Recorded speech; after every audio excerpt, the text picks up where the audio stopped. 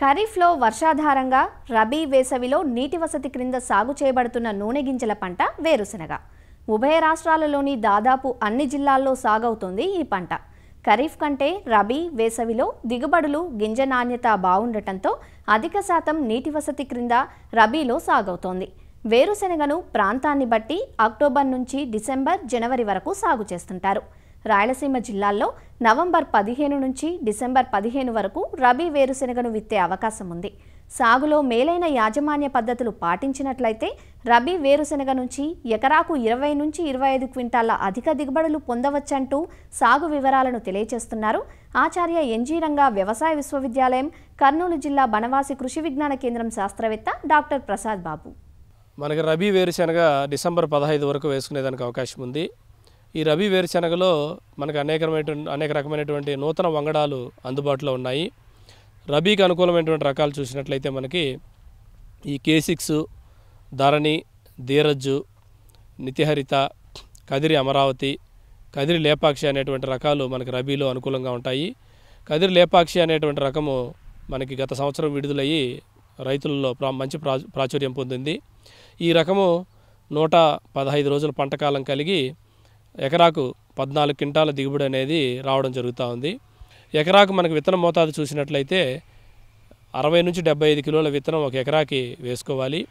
విత్తేటువంటి వ్యాసార్థం చూసినట్లయితే వరుసల మధ్యలో 22.5 సెంటీమీటర్లు, మొక్కల మధ్యలో 10 సెంటీమీటర్ల చొప్పున విత్తుకున్నట్లయితే మనకు సరిపోతుంది. ఈ విత్తన శుద్ధి అనేది తప్పకుండా రైతులు చేసుకోవాలి. ఈ విత్తన శుద్ధి కొరకు ఇమిడాక్లోపిడ్ 600 FS అనే మందుని 1 కిలో విత్తనానికి 2 మిల్లీలీటర్లు 4 మిల్లీలీటర్ నీటిలో కలుపుకొని విత్తనానికి పట్టించుకోవాలి. అలా ఆరిన విత్తనానికి 10 నిమిషాల తర్వాత ఈ టెబుకొనజోల్ 2DS అనే మందును 1 గ్రామ్ 1 కిలో విత్తనానికి పట్టించుకొని ఆరబెట్టుకోవాలి. తర్వాత మూడవదిగా జీవశిలీంద్రనాశిని అయినటువంటి ట్రైకోడర్మా విరిడి అనేటువంటి మందును 1 కిలో విత్తనానికి 10 గ్రాముల చొప్పున కలుపుకొని మనం విత్తుకున్నట్లయితే ఈ నేల ద్వారా సంక్రమించేటువంటి తెగుళ్లను, మరి ఉదాహరణకు వేరుపురుగు, ఈ కాండం కుళ్ళు, వేరుకుళ్ళు వంటి సమస్యలను, అదేవిధంగా తొలి దశలో వచ్చేటువంటి రసం పీల్చే పురుగుల యొక్క సమస్యను మనం సమర్థవంతంగా నివారించుకోవచ్చు. తర్వాత మన కలుపు నివారణ అనేది చాలా ముఖ్యమైనది. వేరుశెనగ విత్తిన 48 గంటల లోపల మనకి ఈ కలుపు నివారణకు ఈ పెండిమెథాలిన్ అనే మందును ఎకరాకు 1 లీటర్ చొప్పున 200 లీటర్ నీటిలో కలుపుకొని పిచికారీ చేసుకున్నట్లయితే తొలి దశలో వచ్చేటువంటి కలుపును నివారించుకోవచ్చు. అదేవిధంగా మలి దశలో వచ్చేటువంటి విత్తిన 25 రోజులప్పుడు లేదా కలుపు 3 నుంచి 4 ఆకుల దశలో ఉన్నప్పుడు ఇమాజిత్పిర్ అనే మందును ఎకరాకు 300 మిల్లీలీటర్లు 200 లీటర్ నీటిలో కలుపుకొని పిచికారీ చేసుకున్నట్లయితే మలి దశలో వచ్చేటువంటి కలుపును కూడా మనం సమర్థవంతంగా నివారించుకోవచ్చు. ఎరువుల విషయానికి వచ్చినట్లయితే రబీలో మనకి ఎకరాకు 18 కిలోల యూరియా, 125 కిలోల సింగల్ సూపర్ ఫాస్ఫేటు, అలాగే 35 కిలోల మ్యూరేట్ ఆఫ్ పొటాషు మనం వేసుకున్నట్లయితే 1 ఎకరాకు సరిపోతుంది. ఈ విధంగా వేసుకుని మనము విత్తుకున్నట్లయితే మనకి సరైనటువంటి సాంద్రతలో మొక్కలు అనేది రావడం జరుగుతుంది. ఈ వేరుశెనగలో మనకి ఈ ఊడలు దిగే సమయంలో అంటే 40 రోజులప్పుడు మనం జిప్సం అనే ఎరువును ఎకరాకు 200 కిలోల చొప్పున మనం వేసుకొని బోధులు ఎగదోసినట్లయితే దాని ద్వారా మనకి అవుటన్ అనేది పెరిగి కాయ దిగుబడి మరియు గింజ శాతం కూడా ఎక్కువగా వచ్చి మంచి దిగుబడి అనేది రావడం జరుగుతుంది. నల్ల నేలల్లో మనం లేదా తేలికపాటి నేలల్లో మనం వేసినప్పుడు ఎక్కువగా నీటి సామర్థ్యం ఎక్కువగా ఉన్నప్పుడు ఇనుము ధాతు లోపం అనేది ఎక్కువ గమనించడం జరుగుతుంది. దీనివల్ల ఆకులన్నీ పాలిపోయి తెల్లగా మారిపోవడం జరుగుతుంది. ఇది ఇనుము లోపం వల్ల వచ్చినట్టు గుర్తించి దీని నివారణకు మనకి ఎకరాకు అన్నబేది అంటే ఫెర్రస్ సల్ఫేట్ అనే మందును 1 కిలో, దీనితో పాటుగా 200 గ్రాములు నిమ్మ ఉప్పు లేదా సిట్రిక్ యాసిడ్ను కలుపుకొని మనం పిచికారీ చేసుకున్నట్లయితే వారం వ్యవధిలో 2-3 సార్లు పిచికారీ చేసుకున్నట్లయితే ఈ ఇనుము ధాతు లోపాన్ని మనం సమర్థవంతంగా నివారించుకోవచ్చు. అదేవిధంగా ఈ రబీలో పంట వేసిన 30 రోజులకు ఒకసారి, 60 రోజులకు ఒకసారి ఈ 319 అనే ఎరువును ఎకరాకి 1 కిలో చొప్పున మనం 200 లీటర్ నీటిలో కలుపుకొని సమానంగా పిచికారీ చేసుకున్నట్లయితే ఈ అవుటన్ అనేది బాగా పెరిగి దిగుబడి అనేది ఎక్కువగా రావడం జరుగుతుంది.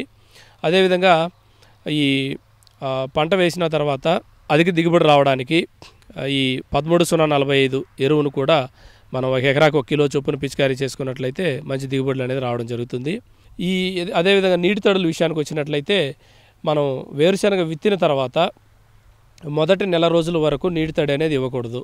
దానివల్ల పంట అనేది బెట్టకు గురయ్యి మనకి ఒకేసారి పూతకు అనేది రావడం జరుగుతుంది. ఆ విధంగా ఒక నెల తర్వాత మనం ఒక తడి ఇచ్చుకున్నట్లయితే ఒకేసారి పూత అంతా వచ్చి ఈ కాయలు ఒకేసారి మెచ్యూరిటీకి వచ్చి మనకు హార్వెస్టింగ్ ఈజీగా ఉంటుంది.